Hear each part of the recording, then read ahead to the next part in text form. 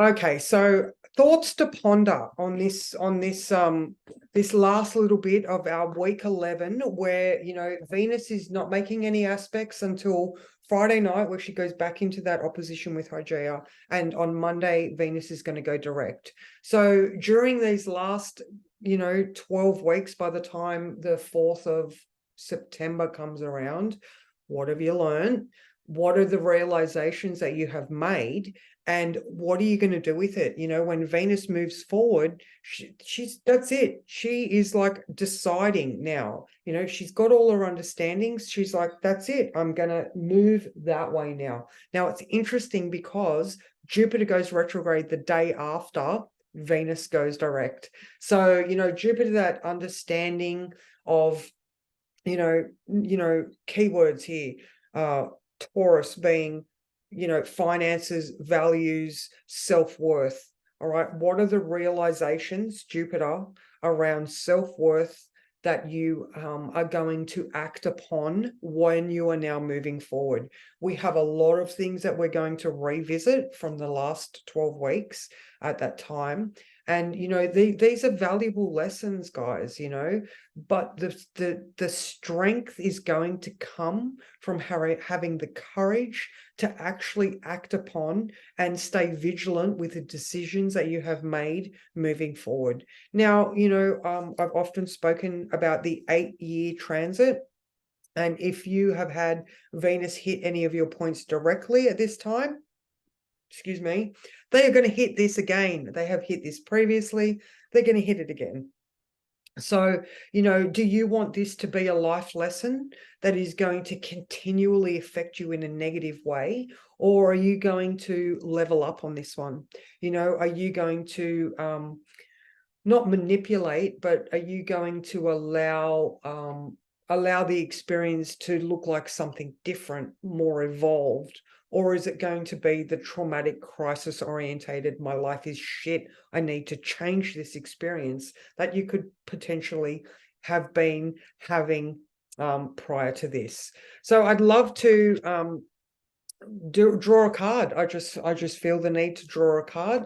So these are the Heal Yourself cards from Ina Segal. Now, I always draw these ones on a Scorpio moon, and as a things to ponder, I just feel like, she might be able to give us a bit of wisdom into, what we can consider this week.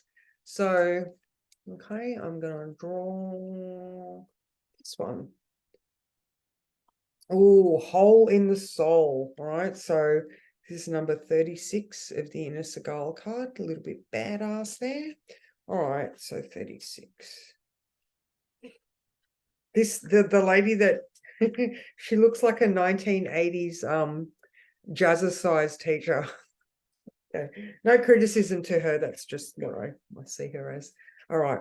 Okay, so your childhood wounds. Got to be kidding. Your childhood wounds are creating a hole in your soul. One way your childhood wounds disrupt an extraordinary life is through low-grade depression experienced as perpetual empty feelings. Venus, do you need to feel the love hole that you may not have received as a child with a masculine influence? Like, are you just constantly looking for your dad and approval? Does your masculine energy or feminine energy, sorry, there's no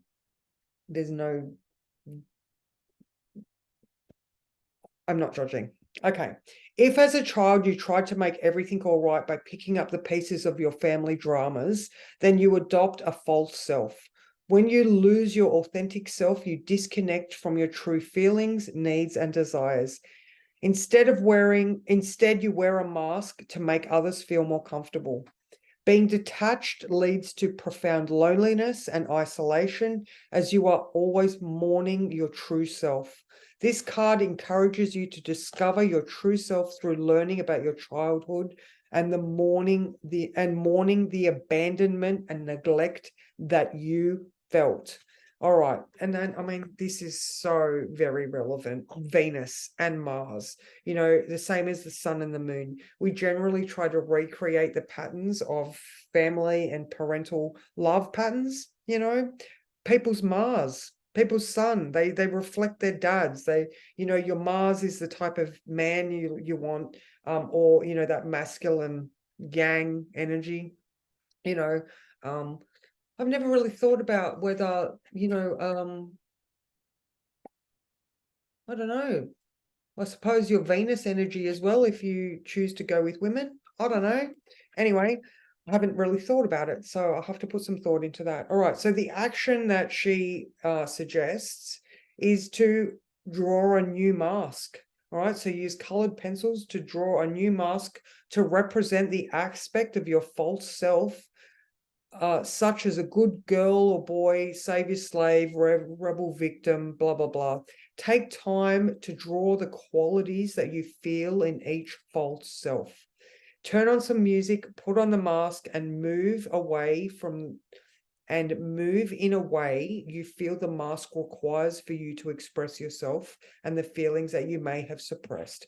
Anyway, so pretty much, I could keep reading, but I'm not going to. So anyway, this is the rewriting your own narrative, paying attention to your own patterns and choosing to rewrite a new future.